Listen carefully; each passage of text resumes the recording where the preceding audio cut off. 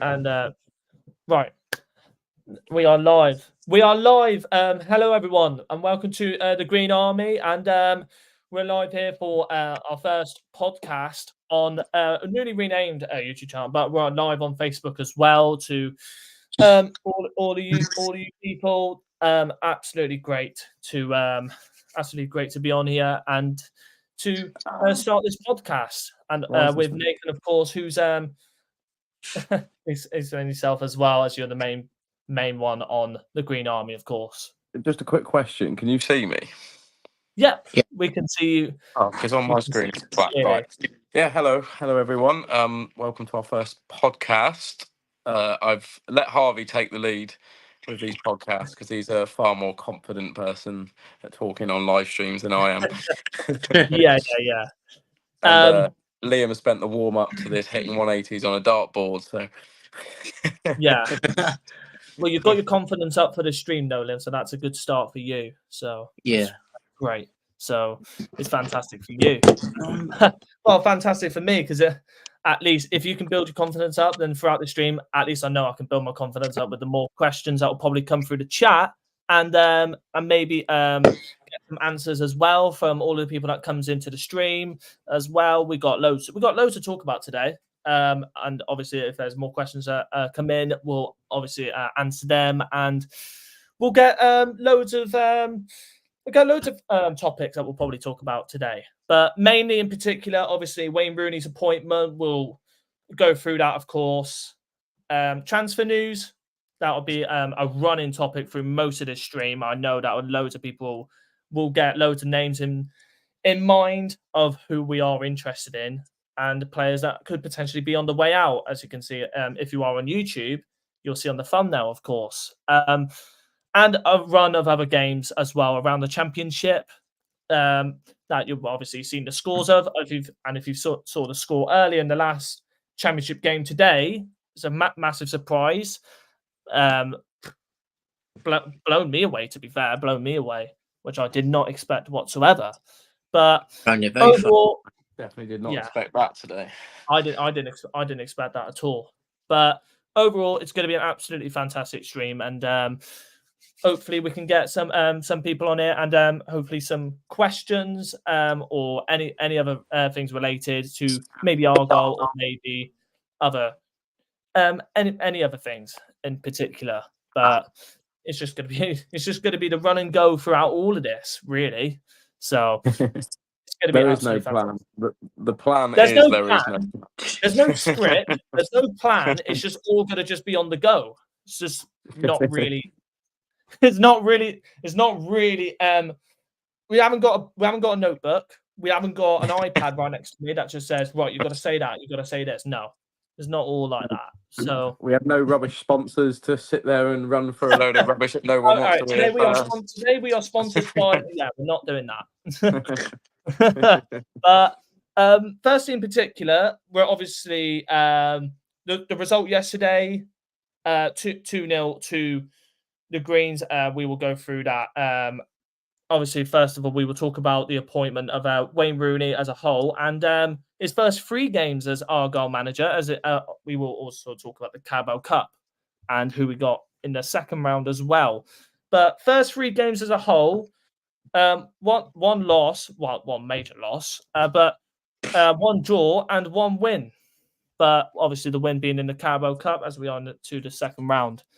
But in particular, though, the first game was a major scare for a lot of Argyle fans, and in particular, everyone quickly going very quickly on what they have to say on the appointment of Wayne Rooney and the way we played. Really, it was probably one of the worst games we've seen from Argyle in a long time. I didn't expect it. Liam didn't expect it. No, I mean, to say I didn't expect it is a far.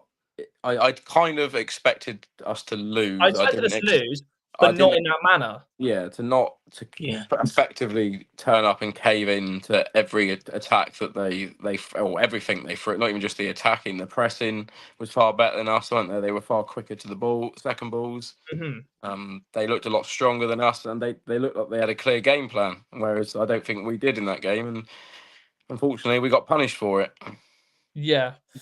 And it's hurtful, to say the least, that throughout most of the game, it was a painful watch. I think a lot of people left pretty early on in the second half. I think I saw people leaving around the 60th minute. I'm not surprised, but I'm also like, stay back and support the team. At least there was people that stuck by the 90th and sticking, giving the lads support and giving the manager support. And at least you had one team that were playing entertaining football, so it wasn't like a ball fest. Oh yeah. You could and we'll obviously talk about it later on, and then they suffer a 4-0 defeat themselves. So they get a 4+ goal difference, and then they get it straight away taken away. Brilliant. Yeah, well, brilliant, absolutely fantastic. There seems to be the Sheffield Wednesday way, doesn't it? They either tend to get battered or batter someone else. You look at the playoff semi-final a couple of years ago against Peterborough. They've certainly got a high-scoring game in them, haven't they? So yeah, exactly. And Leroy, I think I remembered Leroy from the Argyle away days. So it's good to see him in the YouTube chat. Yeah. But from that game overall, there was many fans that were very annoyed about, in particular, the board. There was, I saw a couple of fans maybe talking about the backing that Rooney has not been getting enough. He's probably been not getting enough backing, from to say the least. Is that the right thing to say? Yeah, it's difficult, isn't it? Because you've gone from a team that have pretty much. I think it's not unfair to say have got used to the difference between League One and Championship football. They proved on many occasions last season that they're more than capable of playing at this level. But there's getting used to it, and then there's developing to becoming a good player at this level. And there's probably a few that I'm not going to pick out names straight away, but there are players in this team that I don't think will stay here a long time if we stay in the Championship. And so, we needed to bring in players that have already developed at this level, in my opinion. And have we done that? Probably not so far. Yeah. Most of the players that you could possibly say were poor in that Sheffield Wednesday game. JB, he's still getting stick, of course. There's still people that say he's not good enough. He can't play in that midfield at all. What's his role? This is the thing I don't think we seem to know with him yet, is what his actual best role is in this team, because we played him as number 10 last season. Yeah, he's played that deeper role. I've watched both, and I'm not convinced with either. I don't think I'm being completely unfair with him. I don't think there's been a couple of games like that Middlesbrough game last year. I can't remember when it was. Was it February when we went away and won at Middlesbrough? I think it was the Middlesbrough game. I remember the first goal that we scored. He was the main part of it. He ran through parts of the midfield, took the shot, deflected, the keeper saved him, went to Sorinola, and he scored from it. Yeah, and that was probably one of the better games he had in an Argyle shirt. He was brilliant. He ran the show in that game. He did, and we thought, you know what? Okay, that's what he can do.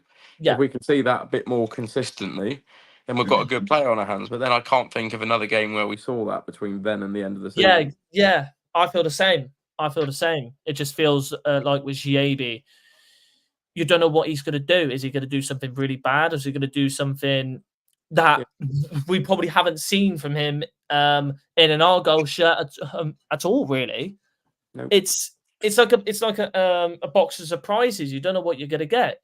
It's like a Kinder egg, really. You don't know what to expect. I think if we saw the Middlesbrough JB consistently, I'd be more than happy to back him. Like, even if it was 1 in 3, say something like 1 in 3, 1 in 4 games, you'd have some sort of confidence that he can either start or he can come on and change a game. Yeah. But unfortunately, I don't think we have seen that so far. Yeah. and it's annoying because I did rate Giabi at certain parts, but we're gonna have to wait. I could see there could be a possibility he could develop into the team, but it's like we don't. It's like we haven't found a position for him. He's playing There's at number potential 10. there, He's isn't playing there? he's playing in CDM. He's playing at centre mid. Like, pick a position out. He's just picking one out the hat every single game. It's mind blowing. It's absolutely mind blowing. I just feel like you've got. We have to decide now whether he is that deep lying playmaker or he is that number 10.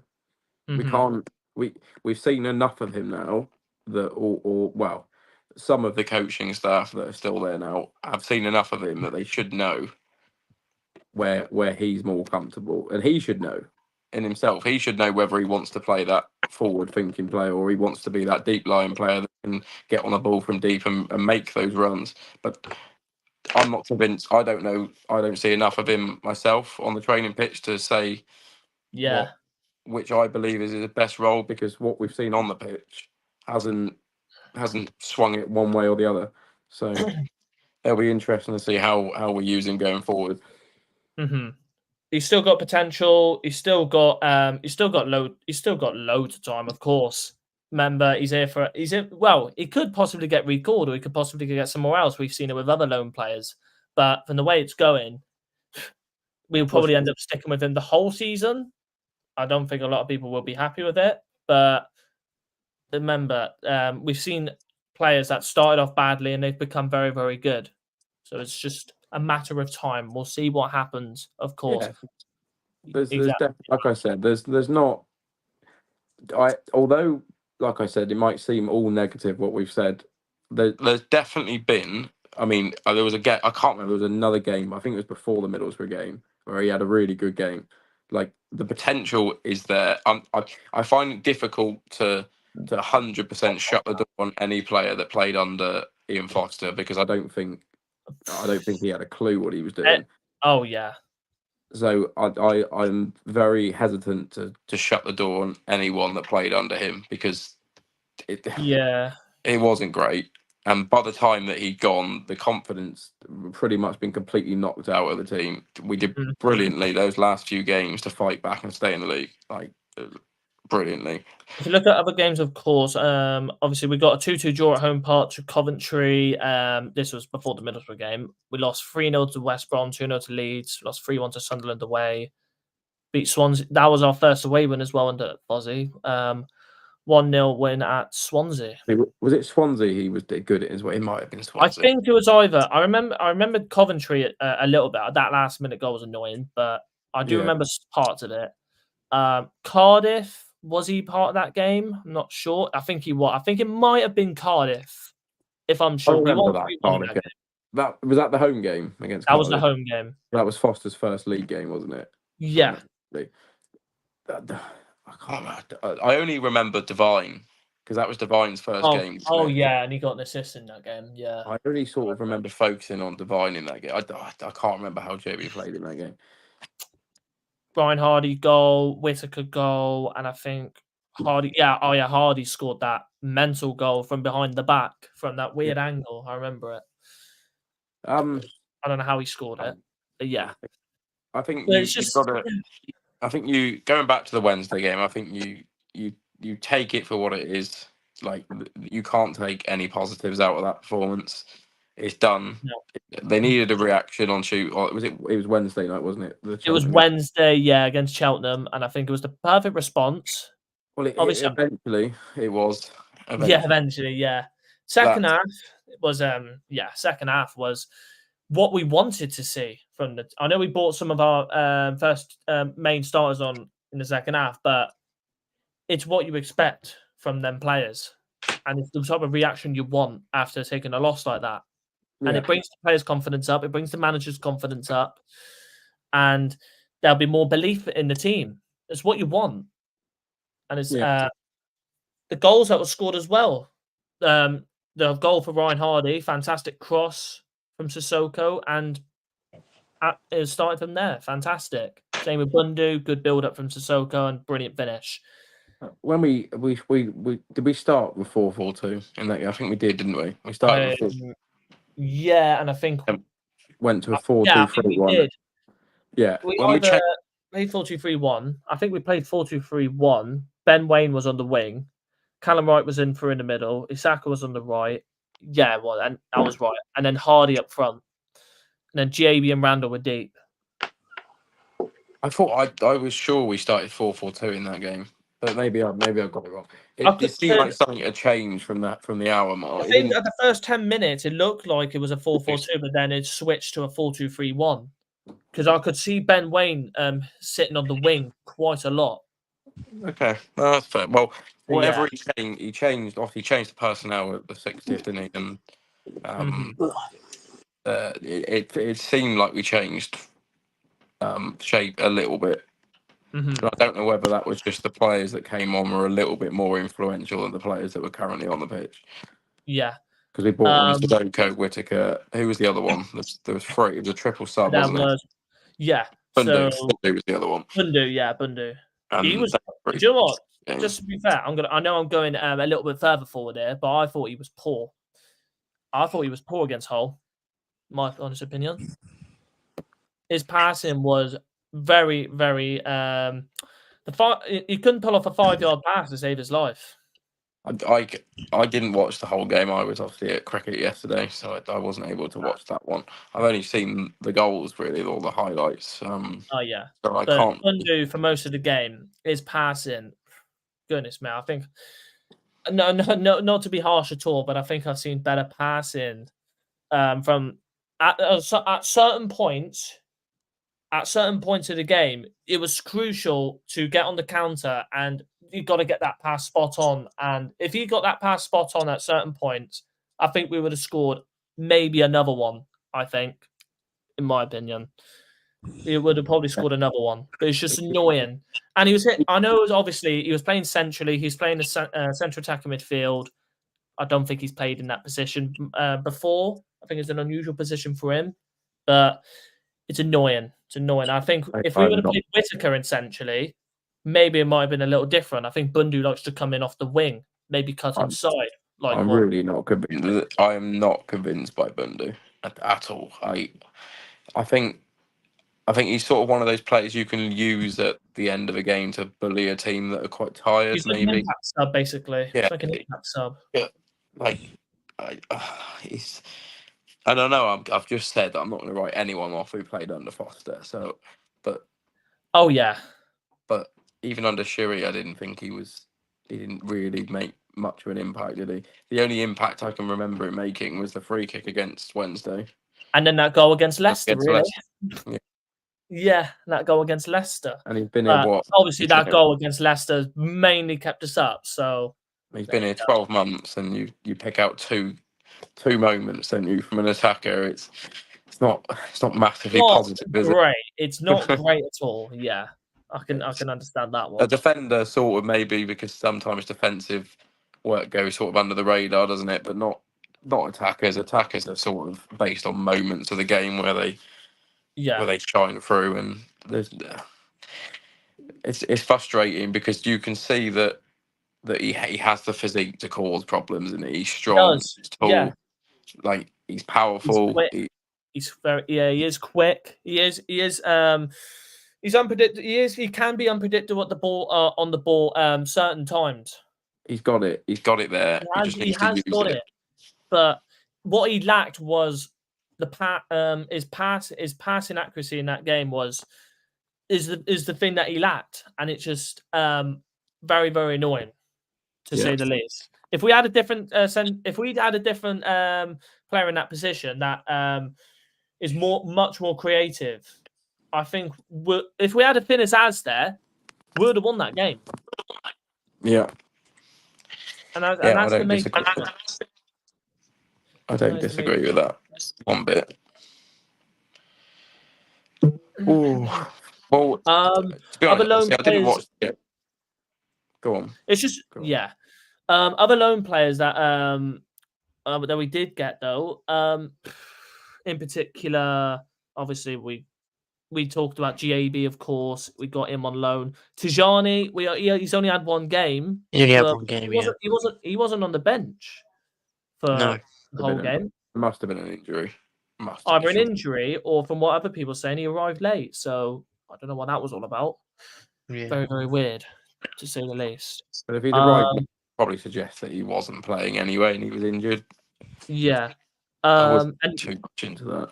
Yeah, and then obviously the last known player, and I think Liam likes him as well. I think a lot of people like him. Is Ibrahim Sissoko. Very good. Looks a real talent, A doesn't fan favourite, of course. I think is already becoming a fan favourite. That goal yesterday was fantastic. On the spin, behind the back facing towards goal, bang, near post, brilliant, absolutely brilliant finish. And the best part about Sissoko is that he gets you on your feet. When he's on the ball, he gets you on your feet. The amount of step overs, I think he could probably make any player dizzy, to be fair. I think all the Cheltenham fullbacks were literally just stepping too far back. They could have gone down the tunnel. Back down on ice, wasn't it, a little bit? It really was. He had them on strings. Him and Whittaker, to be fair. Whittaker came on and they looked absolutely terrified of him.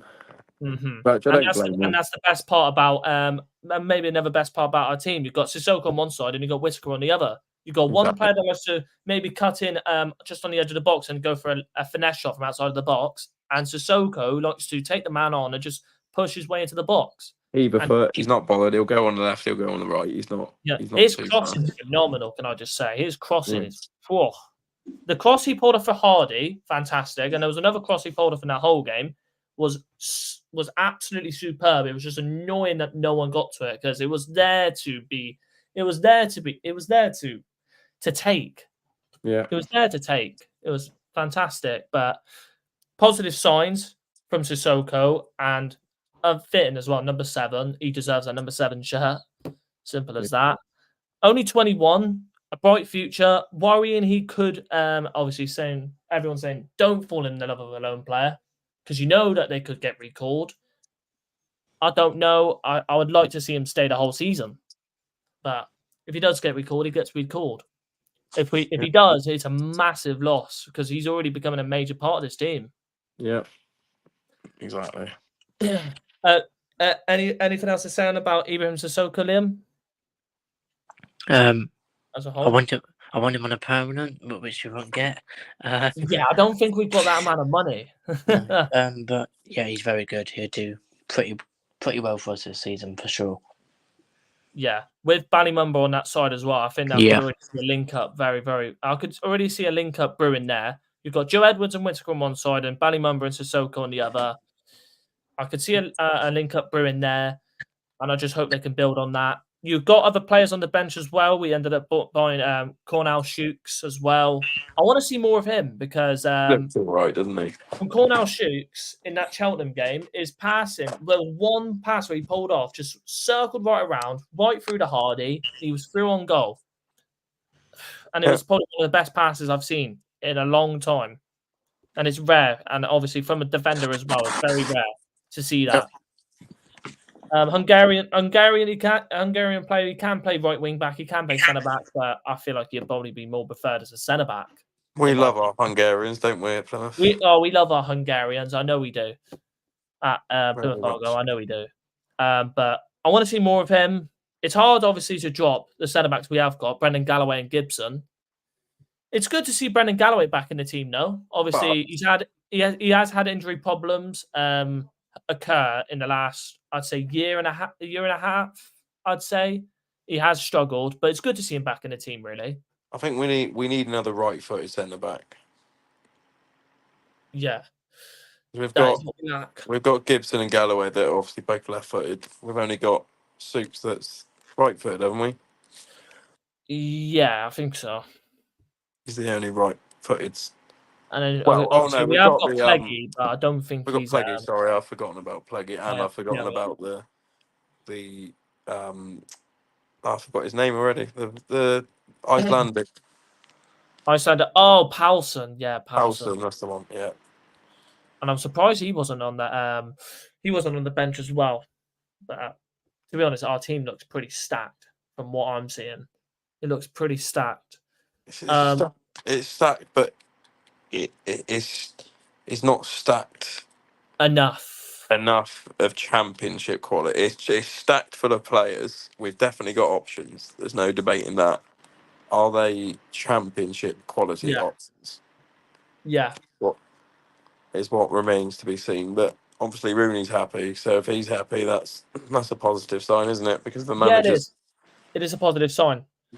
You could see when he came in, you could I think I could tell that he has spotted players that does definitely fit the criteria of how he wants to play.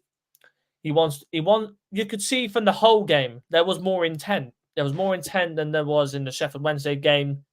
How quickly he changed formation from the last game to this game. 4-4-2, 4-2-3-1 suits a lot more. I've always liked the 4-2-3-1 formation. I've always liked it. Yeah. Much more suited to us. We've got much more solidarity in the midfield with Randall and Forshaw in there. Or you could play JB in that position. And then it's more attacking threat as well. Yeah. But you just need to create that bond in the team. It's going to take time. Who do you think is our best centre mid partnership? I'm very much swinging towards Forshaw and Randall. See, that's what I was thinking because I love Houghton as well. Randall played well yesterday, from my opinion. Randall was very, very good. Obviously, there were some fans that didn't agree with that, but to be fair to him, I think he's already suiting into this league pretty quickly, Adam Randall, and I am happy for him. Obviously, basically breaking into the team in League One and then in the Championship, he's just becoming a better player year after year, really. Yeah. Only 23, he's got loads of time. Obviously, with Hakubagon, he's now the only player in our team at the moment who's one of our own, except for Isaka, of course. Yeah. He was on the bench in that game.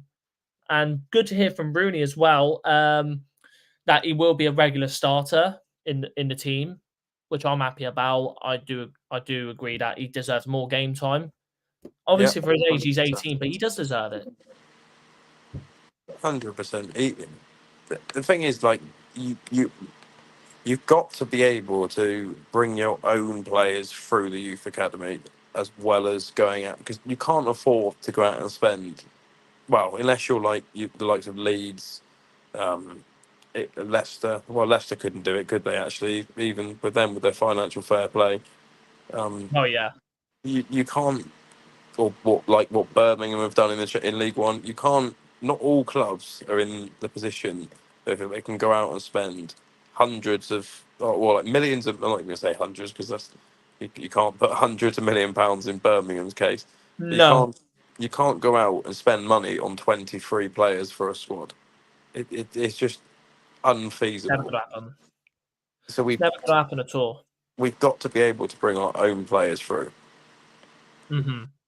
It's not going to happen, of course. Obviously, with the budget that we've got, I don't see it happening in quite a long time, unless it eventually happens. We go all the way out there, but it's how we get there and the process that we take, and trying to put it into the right words here. How right we get this. The right manager, of course, we're sticking by Rooney no matter what. Will he be the right man? That's the question. That's what's on everybody's minds. That remains to be seen, doesn't it? That remains to be an unanswered question, and I don't think it'll remain to be unanswered for quite a while. But I hope that ends up being the right choice. I hope so. It's a buzz appointment, isn't it? It's a very big buzz appointment, and sometimes that can work against you. But I'm really hoping that this will work. Yeah, that's what I hope. It will work. But we will see. Only time will tell. Mm-hmm. It's going to be very interesting for the next couple of months. If you look at the next 5 games, we'll go through some of them, of course. The next 5 games, because they are main ones to talk about. QPR away from home is what we've got next in the league. 12:30 kickoff. Me and Liam are going to that. It's going to be an interesting game to go to. Really, we went there last time, and we managed to hold on to a 0-0 draw. Yep. Being down to 10 men, of course. Dan Scarr getting himself sent off. When we were massively on top, weren't we, in that game? Yeah, in the first, I'd say before Dan Scarr got sent off, we were on top. And then that happened, yeah. And we were on the back foot for all game, and how we held on to a draw was incredible, to say the least. Yeah. Fair enough. Oh, I just wish we were in a position that we could have got the players we needed in before the season. I think we're sort of like scratching around now going, we need this position and we need that position. Whether we'll be forced into a signing that we don't want, that doesn't suit us, because it's not a panic buy. We're not in a panic buy situation just yet, but we are getting towards what's left. Yeah. We're not at Panicville yet. We're not at Panicville buys at the moment. If it gets to the deadline day and we haven't bought anybody else and we still need some players in, I think there'll be a time where, maybe we do get that panic buy-in. We got Bundu on deadline day as well, so yeah, some people will forget about that, but we did get him on deadline day. So it's tough to call who we're gonna get. We will talk. We'll go through some transfer topics as we are talking about deadline day and transfer news. Of course, we will talk about that now. There's still rumours going about. Obviously, a goalkeeper situation. We will still need to find a replacement for Michael Cooper. It's hard about who we are going to get. There is loads of topics of the two keepers we are in name for. Callum Wright, his future's still unknown. Obviously, Lincoln are in for Callum Wright. I don't know about it because we haven't got a number 10. We still haven't bought a number 10, and Callum Wright's our only one. If we do lose him, who are we going to play there? Yeah, we're going to play Bundu there again. But then who else? Well, we're going to stick with in the middle. Callum Wright's another one of those players that have established themselves. Not established. Well, you can see in his game that he's got used to the pace. I certainly think he's got a lot fitter the longer he's been here. I think you could tell that he hadn't had a massive amount of football when he first joined us. But he's sort of grown into it a little bit now, and he's getting there. But is he developing into a Championship footballer, or is he developing into a high-end League One footballer that can cut it maybe in a side just above the relegation zone? Yeah. In the football Championship, I think that's probably, and you could also say that's maybe why he did leave Blackpool. He was at Blackpool before he joined Argyle, and he left there. They were in the Championship at the point. We were in League One, and that was the year we got promoted as well. We got him in January, and then Blackpool got relegated, and we got promoted. It's a hard one to call. Maybe if he does go to Lincoln, it'll be the right move. I think Lincoln. If you look at Lincoln's squad, they are looking for a player like that, and I think he would suit that squad. He would suit that squad. Yeah. But the problem is for us, though, we do lose a player that plays in that role, and it's less depth in that role, and it's annoying because we haven't bought one still, and then it would give us more temptation to go out and get one. Yeah. It's about which player we get. I think if he goes, it's got to be right for us, and it's got to be at least what we paid for him, and we probably want to make a bit of profit. Mm-hmm. If we get the right bid, and I think it's if we get the right bid, I think it's good enough. There's got to be a bid that turns your head, isn't it? And I don't know how long he's got left on his deal. Didn't he sign a 3-year contract? I don't know. We got him in January, but I don't know how long he's got left. I'm going to check. Because that'll be interesting to look at. So transfer market, yes.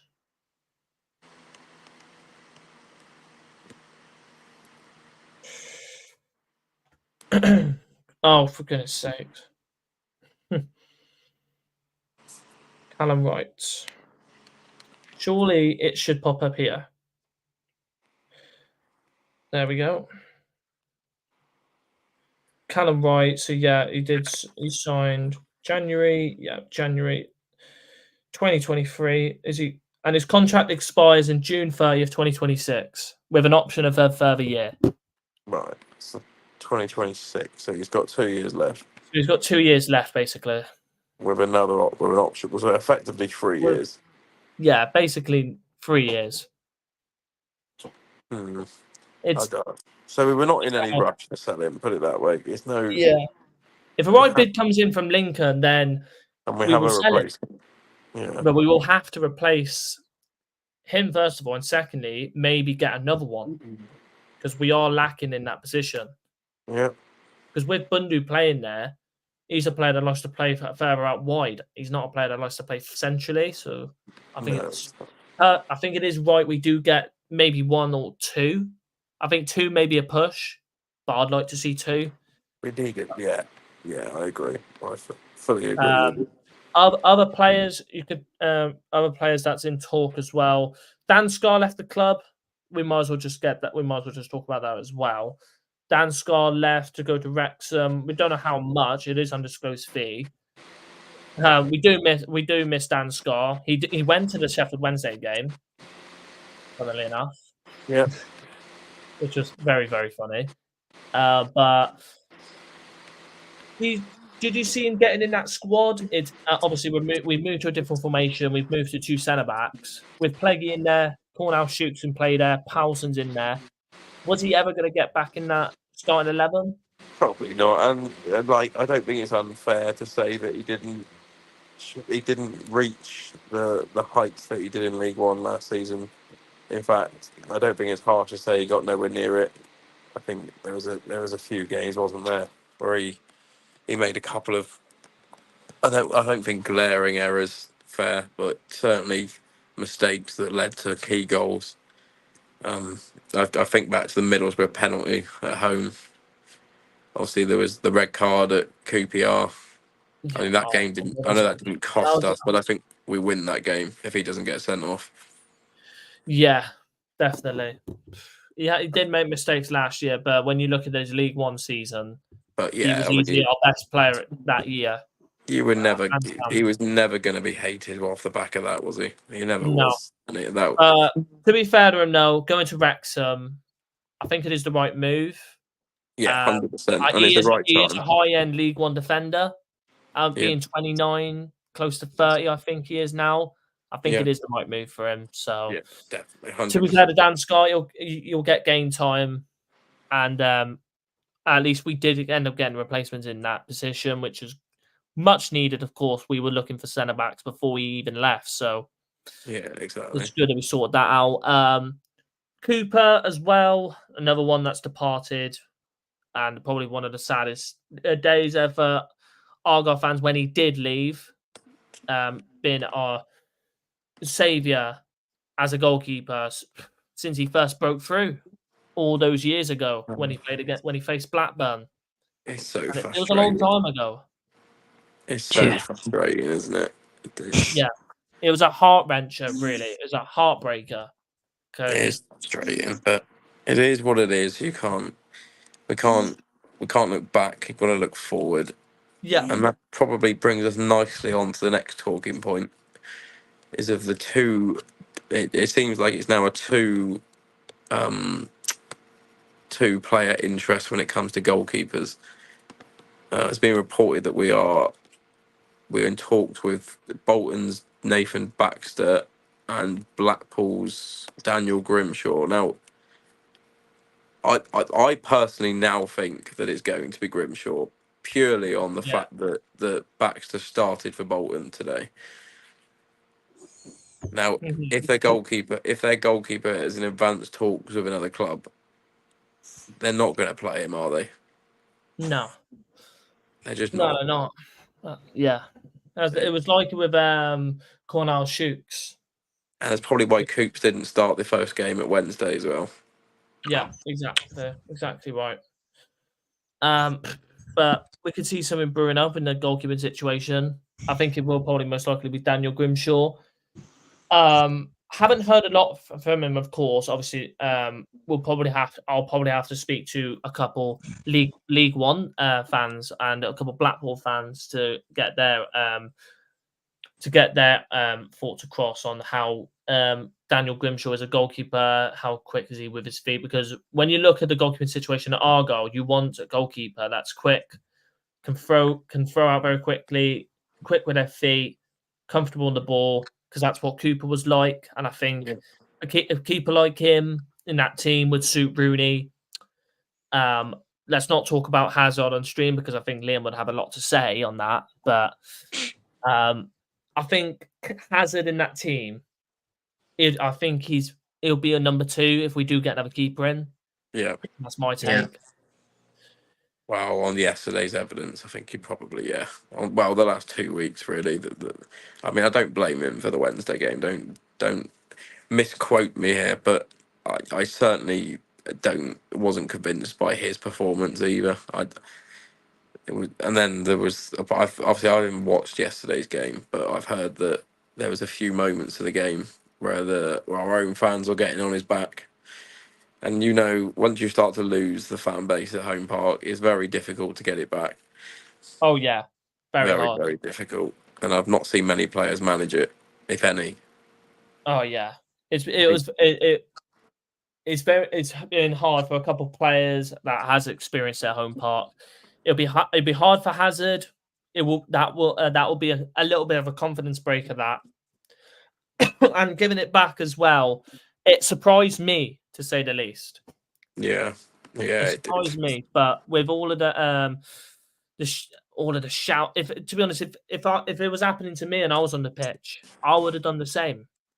Because you're getting so much stick from the crowd, everyone's booing at you, everyone's just shouting at you, and all that. I would be the same, because it is unfair to do that to your own player. But I can understand why the fans are angry. But to go, I like that, of course. Yeah, it's hard one. It's a hard one, really, to talk about. It's a hard one. Yeah, but it is. It doesn't end very, very badly. We will see. Only time will tell. Yeah, exactly. Yeah. Well, I think that summed it all up pretty nicely, didn't it? To be fair. Yeah, summed up very, very well. And one more, and we'll obviously talk about one more thing before we go. The championship games across the weekend. We will go through a couple of them. We're not going to go through all of them, but the main ones we'll talk about. I'd say there'll probably be 3 that we'll talk about, and then the teams as well. Obviously, the one earlier, Sheffield Wednesday's 4-0 loss to Sunderland. I didn't expect it at all. I really didn't. Me neither. I thought Wednesday were going to come in with bags of confidence, looking to fully repeat on what they did to us, but come in and bag a result. But it was the complete opposite. They got absolutely bagged, and they got sent back to Germany, basically, where Danny Roll was from, really. But it was a poor performance. Poor. Yeah, and I just didn't expect it. But Sunderland, from what I've seen, very threatening. And we've got to face them in the next 5. At home. Yeah. Yeah. Which is also scary. I'm confident. Deadly. We beat them last year at home, so we can. Yeah, we did as well. Yeah, and get in there again. Oh yeah, Morgan Whittaker in his as. Come on, wasn't that one of Shuey's last games as well, if I remember rightly? Yeah. Another one, another game. Burnley 5-0. Cardiff. Wait, was the Sunderland game under Neil Dewsnip? Was it? When was that? It wasn't. No, it wasn't. I think Shuey was still the manager at that time. When was it? Because I don't think Neil Dewsnip got around between. Oh no, it was November. Yeah, Shuey would have been in charge. Shuey left, and Fozzie came in. We didn't get a win. Oh no, it was. Yeah. It was. It was before Shuey left. It was the 25th of November. There you go. It was before we left. Was that his last win at home? That could have been his last win. No, Rotherham was his last one. Of course, it was the last-minute winner. How could I? Oh, and Stoke was in the middle of that as well, actually. Oh yeah, and Adam Randall's last-minute winner. Yeah. Of course, yeah. Another game, 5-0 Burnley against Cardiff. To be honest, Cardiff being bottom of the league. I don't know. I thought they would have had a better start. I know, obviously, it's the first 2 games. They are hard, but I didn't expect them to not score a goal, first of all, and secondly, concede 7 goals in their first 2 games. Well, just keep on bottom until we face them. That'd be brilliant. Because we have got to face them. When have we got to face them again? 19th of October. Oh, yeah, there we go. Thank you. But for Cardiff, it's a tough start. I do see them growing into the season eventually, but from what people are saying, it wasn't a 5-0 game. I don't think, from what everyone's saying, it wasn't a 5-0 game. So, no. Very interesting. And then the last one, obviously, as we're facing them next, we might as well talk about them. QPR managing to pick out a 2-2 draw against Sheffield United. Yeah, Them being down to 10 men. Be interesting to see how they do this year, won't it? Bringing in Karamoka Dembele, of course, other couple signings that they have brought in, and Elias Scher as well. There'll be another player to mainly keep an eye on. I'm sat on one. I know you are. Is he back? Is he back yet though? Or what's happened to him? Let me have a look. Let me have a look. Is he still in the squad? Yeah, he is. Are you sat on a chair, Nathan, or are you just sat in your bed? I'm just sat on my bed, mate. Fair enough. Fair enough. I don't know what's happened to Elias Scher at the moment, but anyhow. But Karamoka Dembele, I knew Karamoka Dembele would join the league eventually. But QPR, fair enough. Fair enough that they managed to get him on loan because it's a brilliant signing. I think we were linked with him, weren't we, at one point? Yeah, we were linked with him at one point. So. But we didn't manage to get him, of course. Why would we? Of course not. But at the moment, we're 21st with 2 games in. But next up, QPR. That's the one to mainly keep an eye on. That's going to be a very, very tasty match. Yes, that'll be interesting. Exciting. Is that a perfect time to call it there, perhaps? I think we will, yeah. I think. Yeah. That was very, very enjoyable. You can, and obviously, if you did missing the tune in to the stream, you can rewatch it. It is rewatchable on Facebook and it's rewatchable on YouTube. So you can watch it back, and you can put your thoughts in the comments. Of course, would happily reply to them as well with what your questions, your thoughts as well. So that'd be great. A lot more content coming. We've got more content coming up. A lot more. We've got a lot more content coming up very, very soon. We will bring back YouTube Shorts on the YouTube channel, and we'll bring back daily content. We should bring back daily content. Facebook, there'll be obviously, we'll keep that going as normal. Facebook, Instagram, Twitter, we'll keep that going as normal. Nothing's going to change. But we'll see you for the next podcast. It will be next Sunday. We'll do that again. And we'll see you for that. But hopefully have more guests as well next time. Oh yeah, we'll definitely get more on. We'll definitely get more on. But we'll see you next time. We'll see you next Sunday for the next podcast. But if any other videos or clips pop out, you'll see it on YouTube or Facebook. But yeah, thanks for coming on, and thanks for joining in the chat for the people that did end up watching. But we'll see you next time. Bye bye, everyone. Bye-bye.